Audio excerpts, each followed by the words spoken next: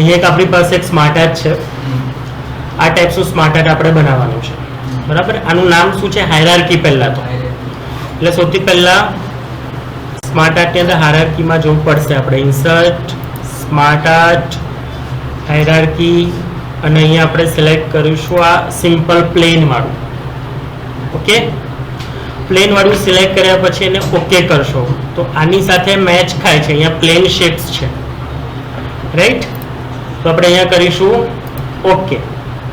આ એક શેપની નીચે કેટલા શેપ જોઈએ છે મને? 3 શેપ્સ. જુઓ 1, 2 અને 3. તો આપણે ત્યાં એને સિલેક્ટ કરીશું. તો આની જરૂર નથી. તો અંદર ક્લિક નહીં કરવાનું ડિલીટ કરવા માટે. આને ડિલીટ કરવા માટે આ જે બોર્ડર દેખાય છે એ બોર્ડર પર ક્લિક કરીને તમારે ડિલીટ દબાવી દેવાનું. અહીંયા ત્રણેય શેપ્સ. એના પછી શું કરીશું? પહેલા ટાઈપ કરી લેશો જેમ અહીંયા લખેલું છે. આ CEO છે તો અહીંયા તમે CEO લખી દેશો. એના પછી નેક્સ્ટ છે માર્કેટિંગ એન્ડ સેલ વાળું. તો અહીંયા પણ તમારું માર્કેટિંગ એન્ડ સેલ આવી જશે. અને ના લખાય તો અહીંયા બાજુમાં એક એરો પણ છે. આ એરો પર તમે ક્લિક કરીને પણ બાજુમાં લખી શકો છો કે આ જુઓ CEO ના અંડરમાં આ 3 ઓપ્શન યાદ છે? બુલેટ, સબ બુલેટ શીખ્યા હતા. તો એ જ પ્રમાણે છે. આ મેઇન અને એની અંદર 3. તો આપણે અહીંયા ક્લિક કર્યું.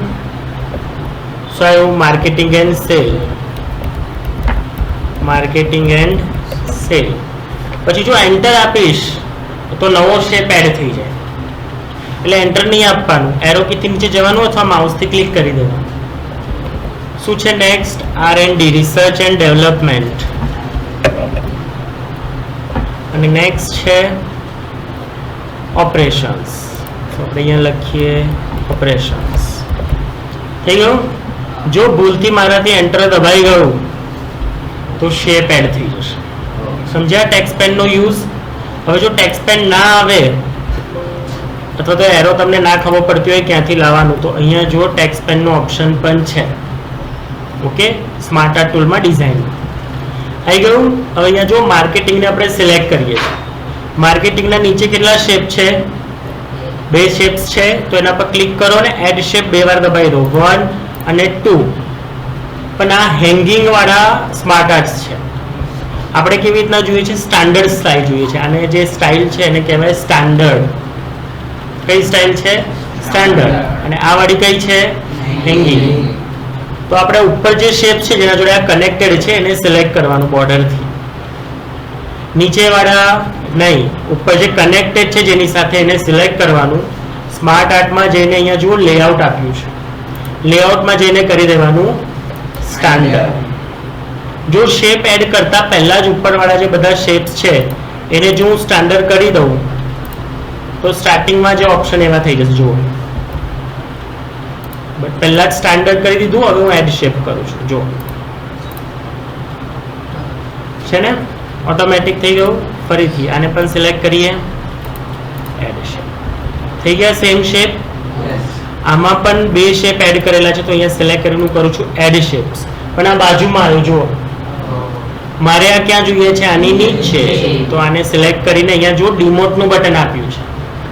પ્રમોટ અને ડિમોટ મેં સમજાવ્યું હતું. પ્રમોટ એટલે એક લેવલ ઉપર જો, ડિમોટ એટલે ડિમોટ દબાવી દો અને ફરીથી એડ શેપ. અગેન ઉપર વાળું શેપ સિલેક્ટ કરીને લેઆઉટમાં શું કરીશું આપણે? સ્ટાન્ડર્ડ. અને એની સાઈડમાં જે લાસ્ટમાં છે એ તો હેંગિંગ છે, એ સ્ટાન્ડર્ડ નથી. તો જસ્ટ ક્લિક કરીને એડ શેપ કરી દો અને ડિમોટ કરી દો, નીચે આવી જશે. અચ્છા, પ્રમોટ કરું કેમ કે આની પર હું 1 લખી દઉં છું. જો પ્રમોટ કરું તો ઉપર આવી ગયું. હજી પ્રમોટ કરીશ તો હજી ઉપર આવી ગયું. જો, અને ડિમોટ કરું તો નીચે જતું જશે. સમજી ગયા? ફાવશે? તો બસ આ ટ્રીક હતી આની અંદર કે પ્રમોટ, ડિમોટ અને સ્ટાન્ડર્ડ.